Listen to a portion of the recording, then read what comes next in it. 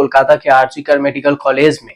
और इसमें जो 31 साल की ट्रेनी डॉक्टर थी वो पोस्ट ग्रेजुएट कर रही थी, मतलब मास्टर कर रही थी, और उनके साथ रेप और हत्या की घटना घटित हुई। इसमें पूर्व प्रिंसिपल संदीप घोष के अब करीबी विरूपाक्ष विरवास और डॉक्टर अविवेक डे को सीबीआई ने पूछताछ के लिए अपनी कस्टडी में लिया है। विश्वास एक जूनियर डॉक्टर अविवेक डे के साथ 9 अगस्त को आरजीकर अस्पताल के भवन बिल्डिंग के तीसरी मंजिल के सेमिनार में उपस्थित थे, मौजूद थे, जब जूनियर डॉक्टर का शव वहीं पर पड़ा हुआ था।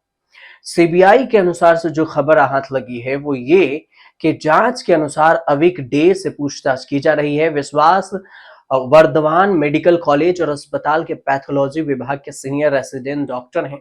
पिछले साल उन्हें काकद्वीप सब डिविजनल अस्पताल में ट्रांसफर किया गया था, लेकिन वर्धमान अस्पताल ने रिहाई का आदेश जारी नहीं किया था।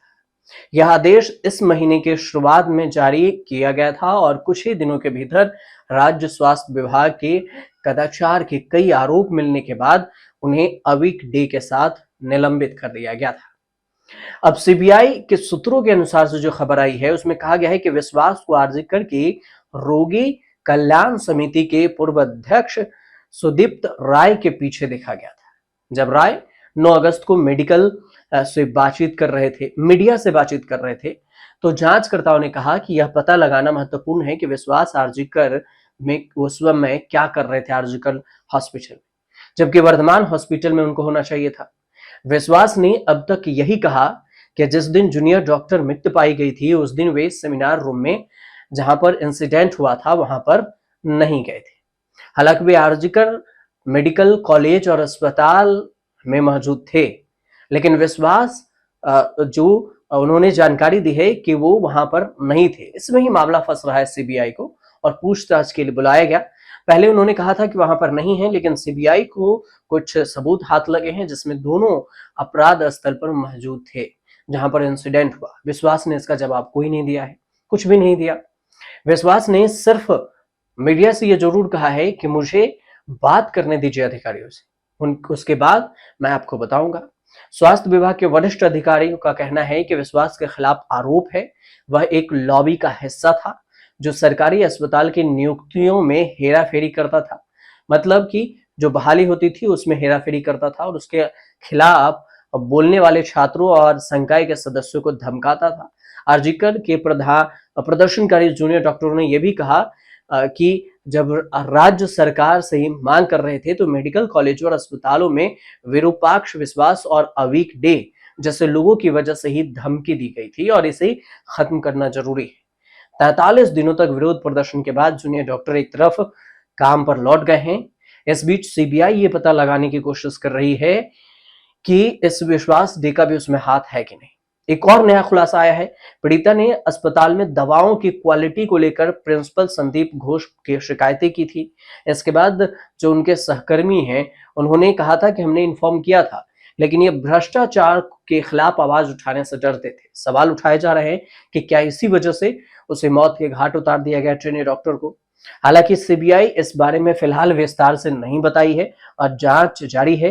हो सकता है कि कहीं दवा की क्वालिटी की खराब की वजह से वो ट्रेनी डॉक्टर आवाज उठाना चाह रही हो और इसी वजह से उसे साइलेंट कर दिया गया हो, या फिर ये पूरी साजिश रची गई हो संदीप घोष की तरफ से। डॉक्टरों का कहना था कि सर्जरी के बाद दी जाने वाली एंटीबायोटिक दवाएं अच्छी नहीं थी, इससे संक्रमण का खतरा पैदा हो रहा था और कुछ मामलों में ऑपरेशन भी सफल नहीं हो पा रहे थे। मरीजों की ऑपरेशन सफल होने के बाद भी जान चली जा रही थी। शिकायत करने के बाद भी चिकित्सकों का यह कहना था कि सर्जरी के बाद दी जाने वाली एंटीबायोटिक दवा अपना काम नहीं कर रही थी, मतलब मिलावट थी। एंटीबायोटिक को नियम क्या है इसको लेकर यह समझिए।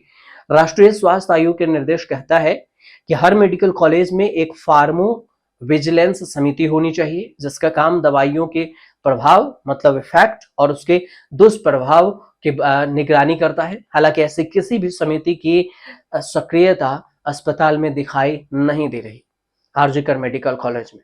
वहीं इस बारे में स्वास्थ्य सचिव नारायण स्वरूप निगम का कहना है कि जब भी दवाइयों की क्वालिटी को लेकर शिकायतें आती हैं तो उनकी जांच कराई जाती है, उसके अनुसार से राज्य ड्रग कंट्रोल लैब और कुछ NAPL स्वीकृति लैब के जरिए दवाओं की जांच की जाती है। हालांकि अभी तक अधिकांश जांच रिपोर्ट में कोई भी गड़बड़ी या खामी नहीं पाई गई, लेकिन मामला कुछ अलग से उलझता जा रहा है। अभी तक एक नाम सामने आया था संजय राय का, उसके बाद संदीप घोष गिरफ्तार होता है। संदीप घोष के बाद एक SHO गिरफ्तार होता है ताला थाने का। उसके बाद अब संदीप घोष के 2 करीबी, जो एक ट्रेनी है और एक बिस्वा नाम का है, उसे भी CBI कस्टडी में ली है। मतलब कहीं ना कहीं जो है इसमें जो कोलकाता रेप कांड में साजिश जरूर है, जिस वजह से CBI को अभी तक कुछ ठोस सबूत नहीं मिल पा रहे हैं, और सबूत जैसे ही मिलते हैं तो एक नई कड़ी की शुरुआत हो जाती है। आपको ये वीडियो कैसे लगी हमें जरूर बताइएगा कमेंट कर। जानकारी अच्छी लगी हो तो चैनल को सब्सक्राइब जरूर कर लीजिएगा।